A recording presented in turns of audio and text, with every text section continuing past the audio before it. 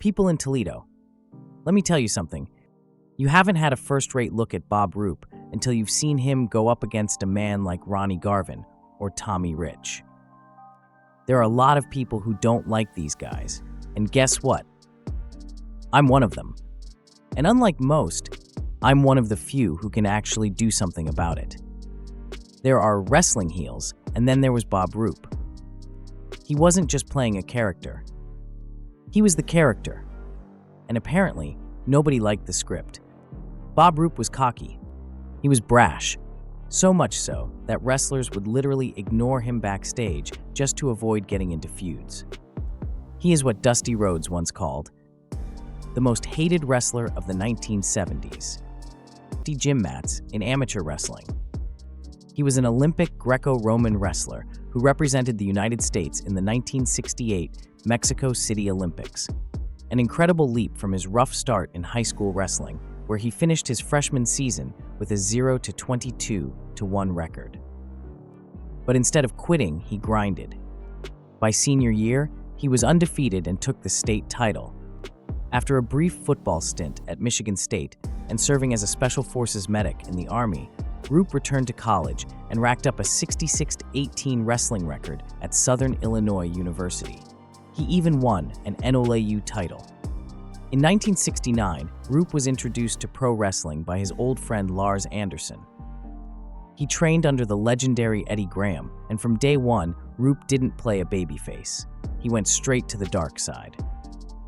He wasn't just another heel. He was smart, skilled, and knew how to work the crowd.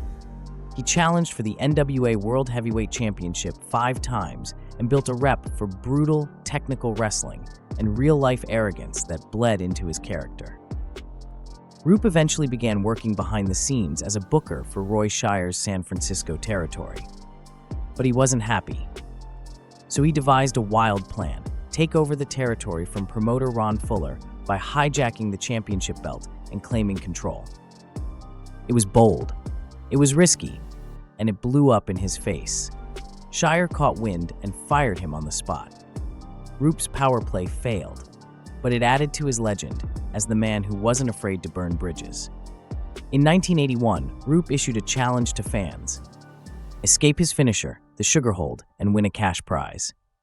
A martial arts instructor, William Harding, accepted and actually escaped the move. But instead of paying up, promoters suddenly cited an unwritten time limit rule. Harding didn't meet it, supposedly. The backlash was swift. Was it a scam, part of the show, or just old-school kayfabe? Whatever it was, Roop was right in the middle of another controversy. Bob Roop's in-ring feuds are legendary. Their rivalry tore up the Northern California scene, filled with intensity, drama, and brawls that fans couldn't get enough of. A technical clinic.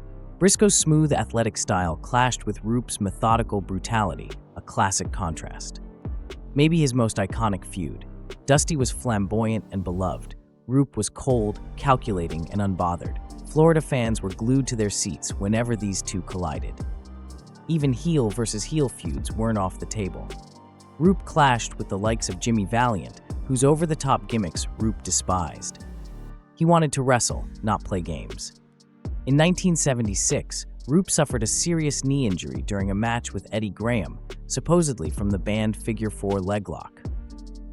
While he recovered, a masked wrestler known as the Gladiator appeared and started using Roop's signature shoulder breaker. The fans caught on. They chanted Roop's name. And then came the twist. On live TV, Eddie and Mike Graham pulled off the Gladiator's mask. It was Bob Roop all along. One of the greatest reveals in championship wrestling from Florida history. By the early 80s, Roop joined Kevin Sullivan's infamous Army of Darkness. He shaved half his head, painted his face, and became Maha Singh, a dark, eerie persona that fit the group's occult-themed image. It was a complete transformation, and fans were either horrified or hooked. In 1988, Roop's in-ring career ended abruptly after a serious neck injury in a car accident. But he didn't leave wrestling behind. He began training new wrestlers, one of the first being Lex Luger. Later, he handed off training to the legendary Hiro Matsuda. Even in retirement, Roop stayed close to the ring. He moved to Michigan, embraced community work, and helped with the Boy Scouts. In 2006, he was inducted into the George Tragos Luthes Professional Wrestling Hall of Fame. Bob Roop's legacy is complicated. He was hated but respected, reviled but undeniably talented. He didn't play a villain.